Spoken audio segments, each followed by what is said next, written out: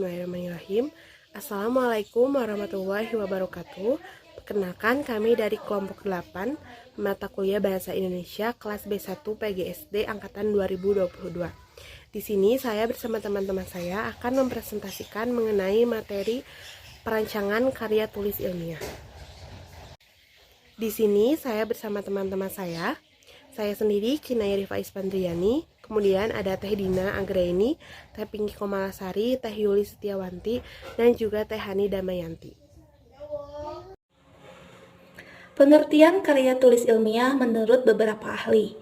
Menurut Eko Susilo, karya tulis ilmiah adalah artikel yang diperoleh sesuai dengan sifat ilmiah dan didasarkan pada observasi, evaluasi, penelitian dalam bidang tertentu, disusun menurut metode tertentu dengan sistematika penulisan, bahasa bersantun, dan isinya dapat dipertanggungjawabkan kebenarannya atau keilmiahannya.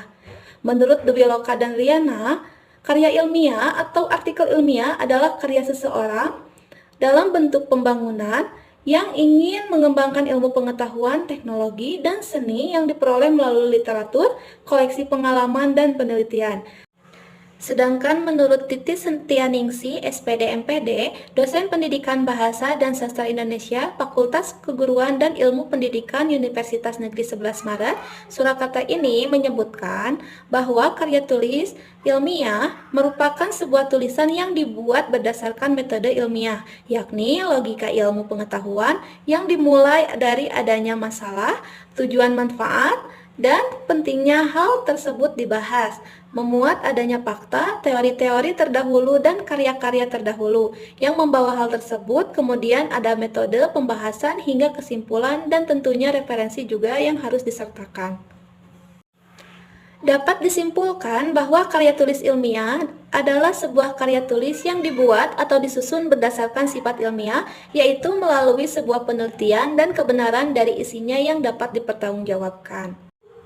Selanjutnya adalah tahapan penulisan karya tulis ilmiah. Yang pertama yaitu prapenulisan. Menurut Minto Rahayu, dalam buku Bahasa Indonesia di Perguruan Tinggi, tahap prapenulisan merupakan tahap perencanaan atau persiapan menulis yang mencakup beberapa langkah, yaitu langkah yang pertama yaitu menentukan topik atau judul. Langkah yang kedua yaitu menyusun ragangan atau garis besar isi dan menyempurnakannya menjadi kerangka karangan lengkap setelah datanya lengkap. Langkah yang ketiga menetapkan landasan teoritis. Langkah yang keempat menetapkan sumber data atau primer, sekunder, dan cara mengumpulkannya. Lalu langkah yang kelima yaitu menetapkan metode pembahasan. Langkah yang keenam menyusun daftar pustaka sementara, dan langkah yang terakhir yaitu menjadwalkan pelaksanaannya. Tahap yang kedua adalah penulisan, yang dimana ketika menulis keseluruhan naskahnya harus ditulis secara konseptual, disertai dengan kutipan atau data yang diperlukan. Selain itu, penulisan juga harus mencakup bagian pelengkap pendahuluan seperti halaman, judul, abstrak, kata pengantar, daftar isi, daftar gambar, bahkan daftar tabel. Lalu, dalam penulisan juga tidak lupa bagian naskah utama itu harus terdiri dari pendahuluan, bahasan utama, dan kesimpulan serta saran. Tahap yang ketiga yaitu penyuntingan atau editing, yang meliputi penyuntingan naskah, penyuntingan materi, dan penyuntingan bahasa. Dengan adanya tahap penyuntingan atau revisi, semua kesalahan dan kekurangan itu dapat diantisipasi. Baik, selanjutnya saya akan menjelaskan mengenai bagian-bagian dari karya tulis ilmiah. Yang pertama adalah judul. Judul merupakan kalimat atau rangkaian kata yang menyajikan secara ringkas topik atau tujuan dari penulisan karya tulis ilmiah. Judul yang baik untuk karya tulis ilmiah harus mencerminkan dengan jelas topik dan isi dari penelitiannya. Berikut adalah beberapa kriteria dalam memilih judul yang baik. Pertama, jelas dan ringkas. Judul harus memberikan gambaran yang jelas tentang topik penelitian dalam beberapa kata. Yang kedua adalah spesifik. Judul harus mencerminkan dengan tepat subjek atau area spesifik dari penelitian, dan hindari judul yang bersifat umum atau memberikan pemahaman yang ambigu. Selanjutnya, menggambarkan isi. Judul sebaiknya mencerminkan isi penelitian dan memberikan petunjuk tentang apa yang akan dibahas dalam karya tulis ilmiah yang akan kita buat. Selanjutnya, menarik. Judul yang menarik dapat menarik minat pembaca lebih banyak.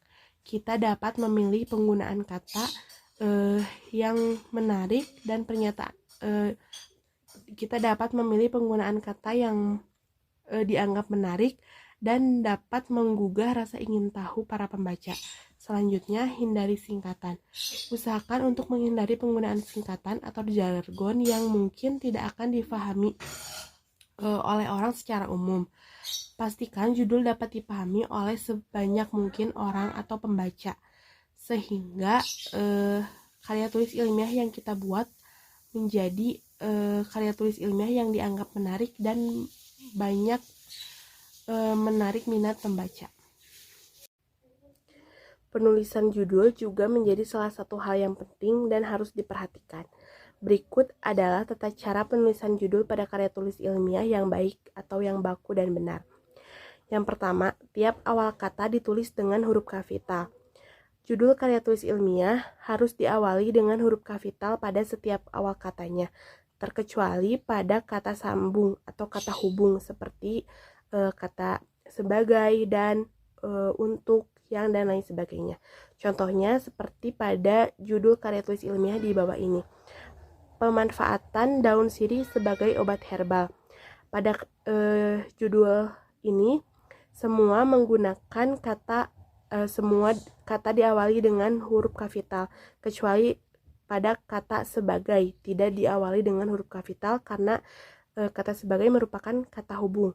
Yang kedua, penggunaan huruf kapital pada kata ulang. Penggunaan kata ulang pun harus diberi huruf kapital. Contohnya seperti di bawah ini, efektivitas Undang-Undang Nomor 26 Tahun 2000 tentang Pengadilan Hak Asasi Manusia. Di sini kata undang-undang menggunakan awalan huruf kapital.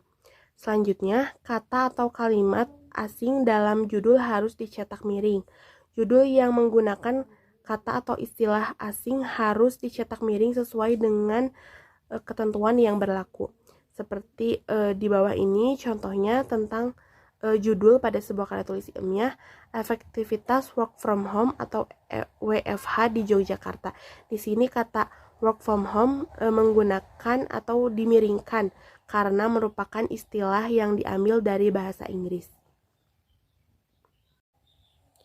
Selanjutnya, bagian kedua adalah pendahuluan.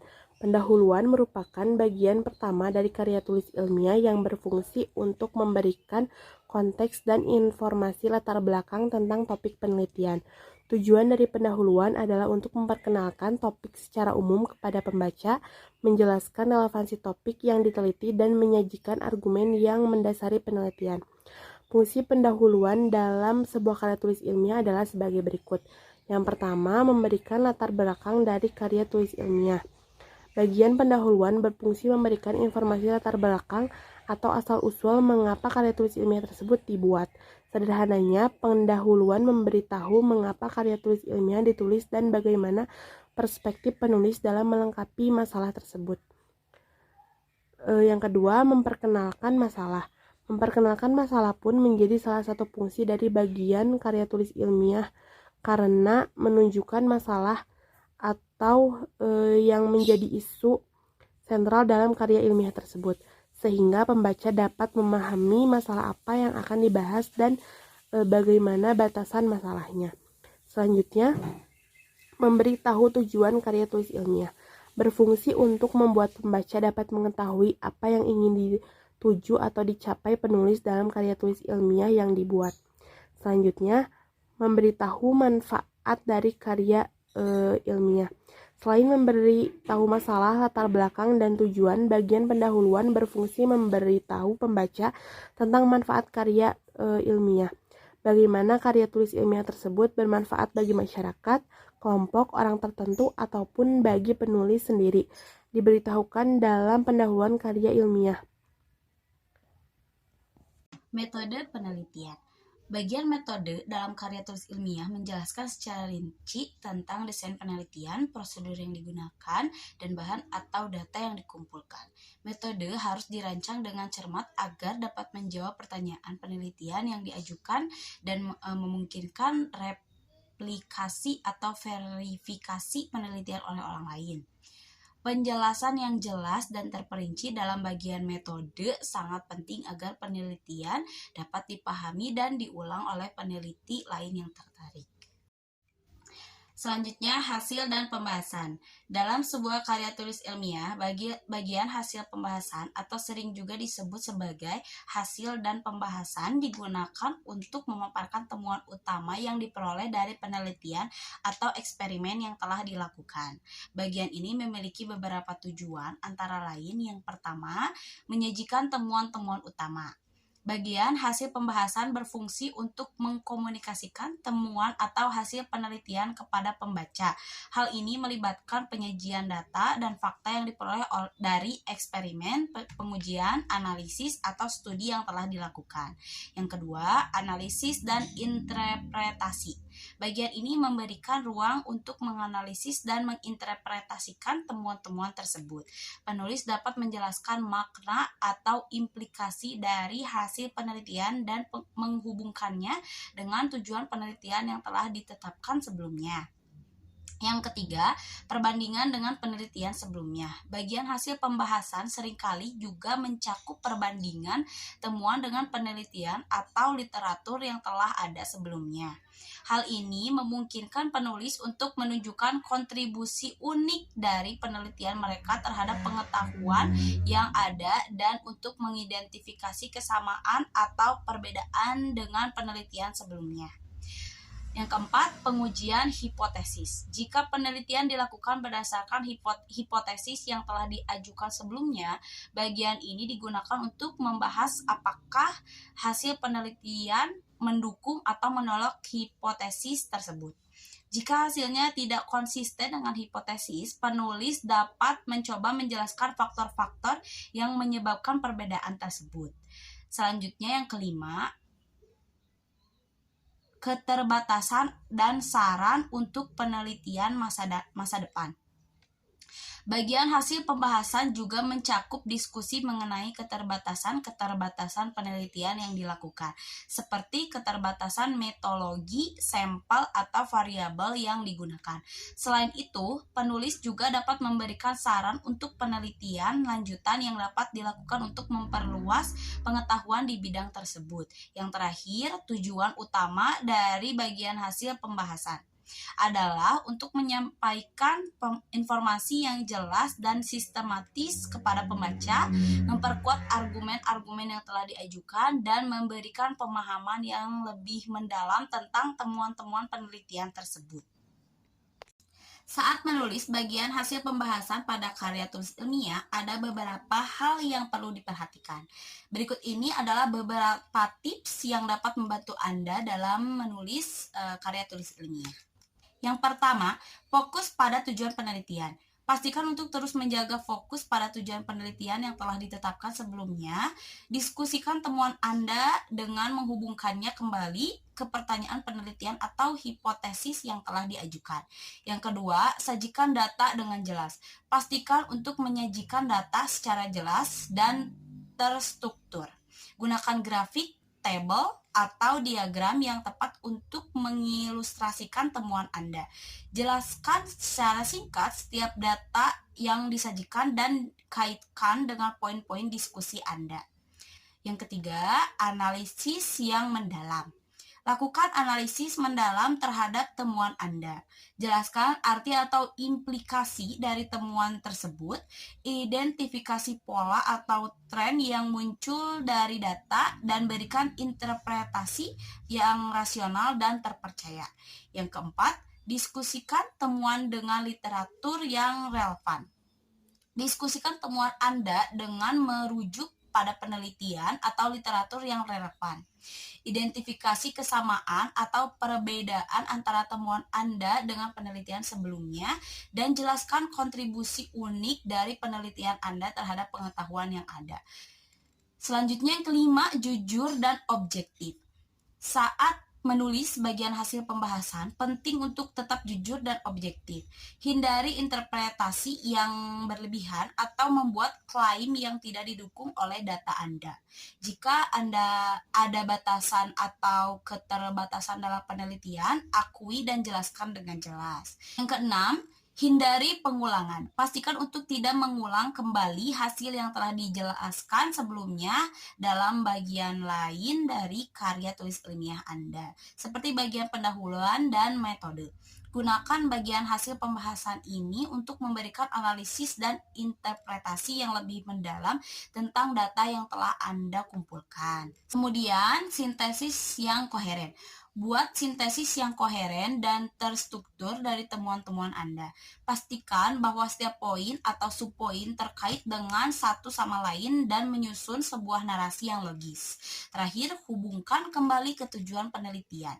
Pada akhir bagian hasil pembahasan, pastikan untuk menghubungkan kembali temuan-temuan Anda dengan tujuan penelitian yang telah ditetapkan sebelumnya. Diskusikan bagaimana temuan Anda dapat menjawab pertanyaan penelitian atau memenuhi tujuan penelitian yang telah Anda tetapkan. Simpulan. Berikut ini beberapa hal yang biasa diterangkan di dalam simpulan. Yang pertama yaitu kesimpulan. Bagian ini berisi ringkasan dari temuan utama penelitian. Yang kedua, implikasi. Bagian ini menjelaskan implikasi praktis atau teoritis dari temuan penelitian. Penulis dapat membahas bagaimana hasil penelitian tersebut dapat berkontribusi terhadap pemahaman kita tentang topik yang diteliti atau bagaimana dapat diterapkan dalam konteks praktis. Kemudian ada saran untuk penelitian masa depan. Bagian ini memberikan saran tentang arah penelitian yang mungkin dilakukan berdasarkan temuan penelitian yang ada. Kemudian ada ringkasan dan pemikiran akhir. Bagian kesimpulan dan saran sering diakhiri dengan ringkasan singkat yang mengulang temuan-temuan penting dan saran-saran yang telah dijelaskan sebelumnya. Kemudian ada tujuan dari bagian kesimpulan dan saran adalah untuk memberikan gambaran keseluruhan tentang apa yang telah dicapai dalam penelitian dan memberikan wawasan baru atau rekomendasi yang berharga bagi pembaca dan penelitian lainnya. Menulis bagian kesimpulan dan saran dalam karya tulis ilmiah, ada beberapa hal yang perlu diperhatikan. Berikut ini adalah beberapa tips yang dapat membantu Anda dalam menulis bagian ini. Yang pertama yaitu ada ringkas dan jelas. Kesimpulan haruslah berisi ringkas dan jelas. Sampaikan temuan utama secara singkat dan mudah dipahami. Hindari pengulangan informasi yang sudah dijelaskan sebelumnya dalam bagian hasil pembahasan. Kemudian ada B. Kaitkan kembali dengan tujuan penelitian. Sambungkan kembali temuan-temuan Anda dengan penelitian yang telah ditetapkan sebelumnya. Kemudian ada berikan implikasi dan kontribusi. Jelaskan implikasi praktis dan teoritis dari temuan penelitian Anda. Diskusi bagaimana hasil penelitian dapat kontribusi pada pemahaman kita tentang topik yang diteliti atau bagaimana dapat diterapkan dalam konteks praktis. Ada hindari klaim berlebihan. Saat menulis kesimpulan, penting untuk tetap objektif dan tidak memberi klaim berlebihan. Jangan menarik kesimpulan yang tidak didukung oleh data Anda. Kemudian, saran penelitian lanjutan. Berikut atau berikan saran tentang arah penelitian yang mungkin dilakukan berdasarkan temuan Anda. Kemudian, hindari pengulangan. Pastikan untuk tidak mengulang kembali informasi yang sudah dijelaskan dalam bagian lain dari karya tulis ilmiah. Kemudian ada gaya penulisan yang kuat. Pastikan gaya penulisan Anda tetap kuat dan meyakinkan. Gunakan kalimat yang jelas dan langsung. Kemudian yang terakhir yaitu akhiri dengan kesan yang kuat. Akhiri dan karya tulis ilmiah yaitu daftar pustaka. Dalam karya tulis ilmiah adalah bagian yang menyajikan daftar lengkap referensi yang digunakan dalam penelitian atau penulisan karya tulis tersebut. Daftar pustaka memberikan informasi yang detail tentang sumber-sumber yang dikutip atau digunakan untuk mendukung argumen, analisis, dan temuan dalam karya tulis ilmiah. Ini membantu pembaca untuk melacak dan memverifikasi informasi yang digunakan oleh penulis. Berikut ini adalah beberapa hal penting yang perlu diperhatikan dalam menyusun daftar pustaka. Yang pertama adalah format, yang kedua sumber yang dikutip, yang ketiga penyusunan, yang keempat penyuntingan, dan yang kelima konsistensi. Tulis ilmiah merupakan sebuah tulisan yang dibuat berdasarkan metode ilmiah, yakni logika ilmu pengetahuan, yang dimulai dari adanya masalah, tujuan, manfaat, dan pentingnya hal tersebut, dibahas memuat adanya fakta, teori-teori terdahulu, dan karya-karya terdahulu yang membawa hal tersebut. Kemudian, ada metode, pembahasan hingga kesimpulan, dan referensi yang digunakan sebagai rujukan. Penulisan karya tulis ilmiah memiliki beberapa manfaat, diantaranya yang pertama, melatih penulis mengembangkan keterampilannya dalam menyusun karya tulis ilmiah. Yang kedua, memperluas cakrawala ilmu pengetahuan untuk mewakili struktur pemikiran bagi penulisnya. Dan sebagai bahan acuan penelitian berikutnya bagi seorang penulis. Karya tulis ilmiah memiliki beberapa tahapan dalam penulisannya, yaitu yang pertama ada pra-penulisan, kemudian penulisan dan editing. Karya tulis ilmiah juga memiliki beberapa bagian, diantaranya judul, pendahuluan, metode, penelitian, hasil dan pembahasan, kesimpulan dan daftar pustaka. Selain itu juga, jenis karya tulis ilmiah antara lain makalah, jurnal, artikel, skripsi, tesis, dan disertasi. Sekian presentasi dari kelompok kami. Mohon maaf atas segala kekurangannya. Wassalamualaikum warahmatullahi wabarakatuh.